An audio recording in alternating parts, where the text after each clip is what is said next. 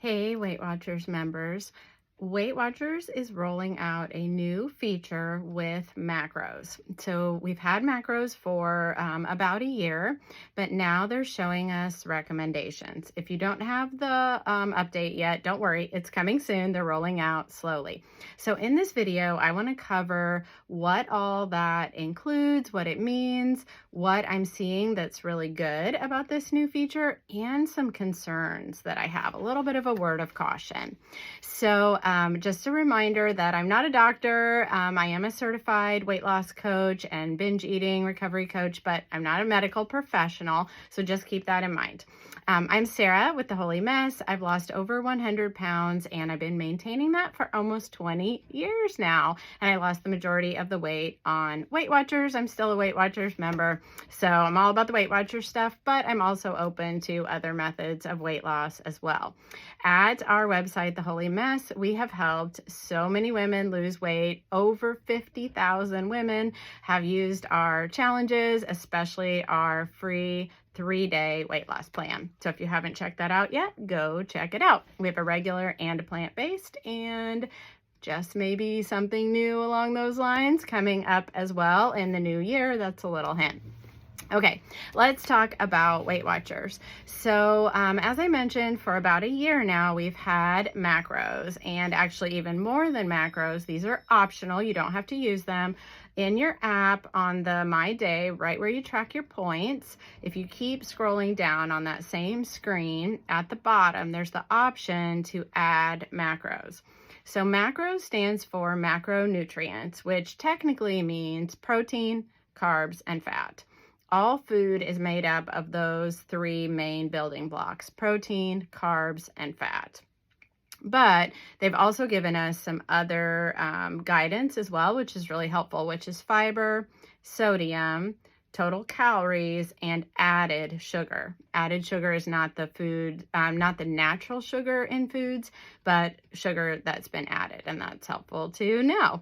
In our membership, we did a whole month where we talked about added sugar. It was really interesting. We all learned a lot. But members have been asking, what do I do with this information? Because there was no guidance on, okay, like how much of this should you be eating? How much protein should you get in a day? Weight Watchers had kind of some general information. When you clicked on each box, it would take you to some general information, but not really very helpful. So they just recently introduced their menopause program, and we have a separate video on that on YouTube. You can check that out.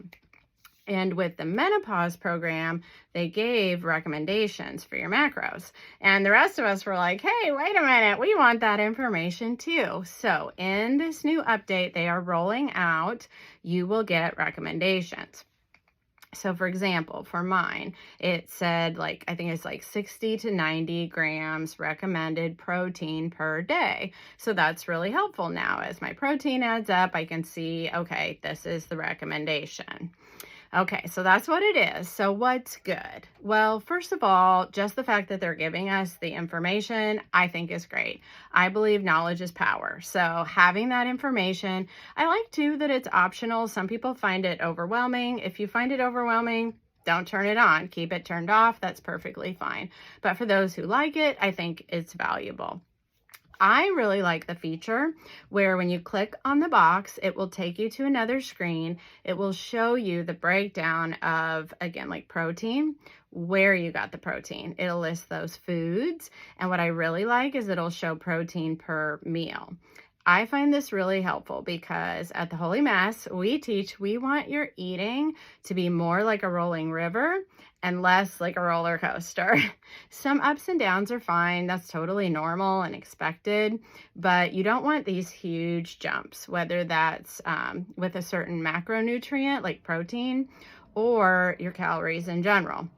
I used to be what I called a points hoarder. I would have a 1-point breakfast and a 5-point lunch so that I could have a 25-point basically binge out evening where I'd eat a huge dinner. And I'd be picking at my kids' leftovers, and then I'd be eating snacks all night long. and it just really wasn't very healthy. And it was setting myself up to overeat in the evenings, because when I got to the evening, I was starving. And then I was taking in all these calories when my body didn't really need them right before I went to bed. Then I'd wake up the next morning. I wasn't hungry because I'd eaten so much the night before, and the whole cycle started over again. That's the roller coaster. Don't want that. We want the rolling river.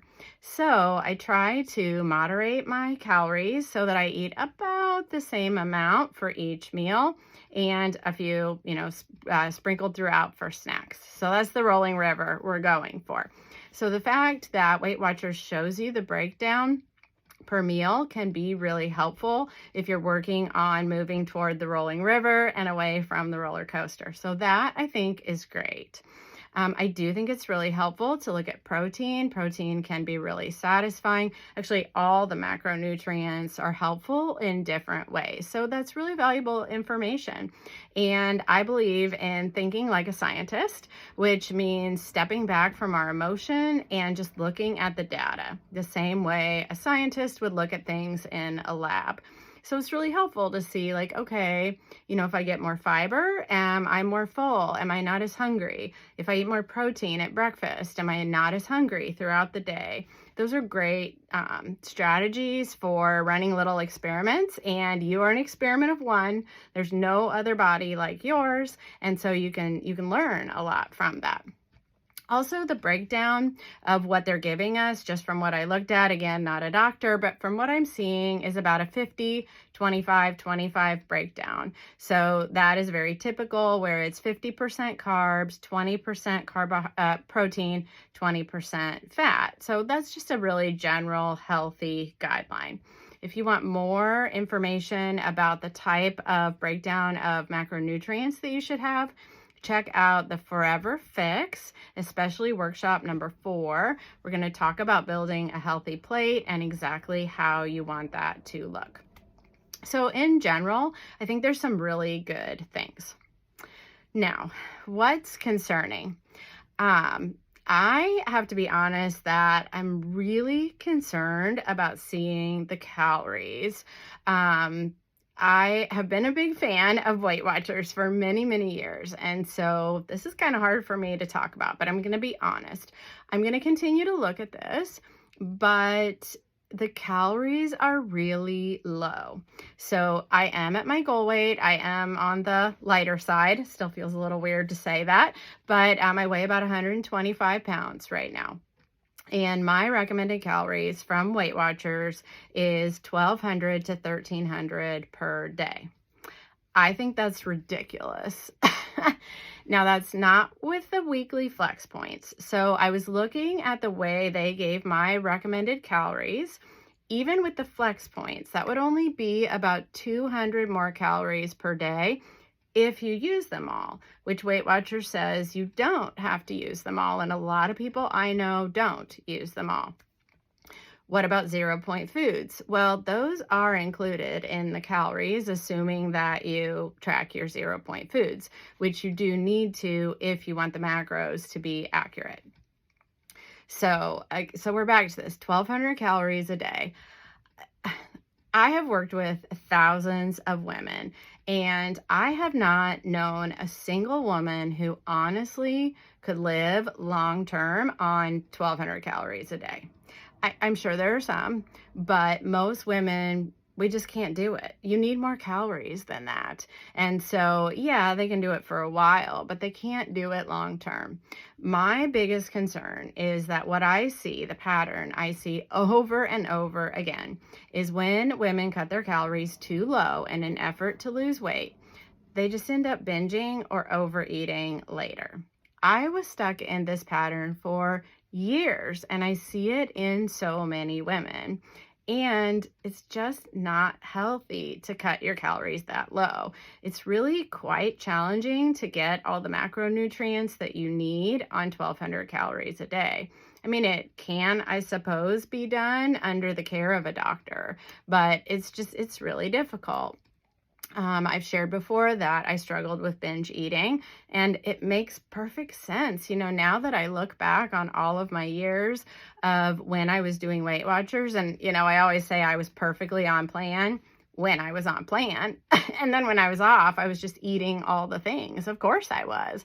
If I was trying to keep to like 1,200 calories a day, even 15, even 1,800 calories a day, if you weigh like 250 pounds, which I did, that's not enough calories for a body that size. So it is a tricky balance finding the right amount of calories, but it can be done.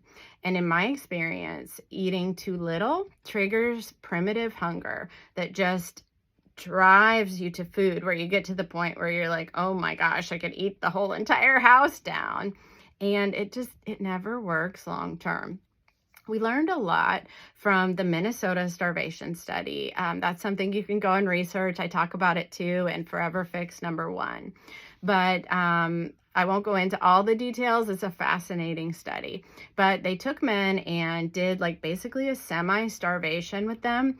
The men coming in had no food issues, and they ended up obsessed with food, collecting recipes, chewing endless packs of gum, constantly thinking about food. And then when they had the chance to start refeeding, they started eating like thousands of calories at a time, basically binging, sometimes even eating to the point of throwing up. And again, these were men who came in with no food issues whatsoever, but they were able to give them this disordered type of eating from semi-starvation. So there's so much risk with eating too little that we want to be really careful that we're not recommending that to people. So, like I said, I'm going to continue to watch this. I want to get lots of feedback from Weight Watchers members who are using this. I'm going to be using it myself. Our team is using it. And so I would love to hear from you. What do you think of the macros? What do you think of the calorie recommendation? Like I said, I think there's a lot of good things. Knowledge is power. But I would also just caution you to just look at it really carefully and see if you feel like it's possible that the calories are too low, which is eventually triggering you to overeat later. Focus on the goal, no matter what you do, of the rolling river, more of the rolling river and less of the roller coaster. I'm Sarah with The Holy Mess. Thanks so much for watching.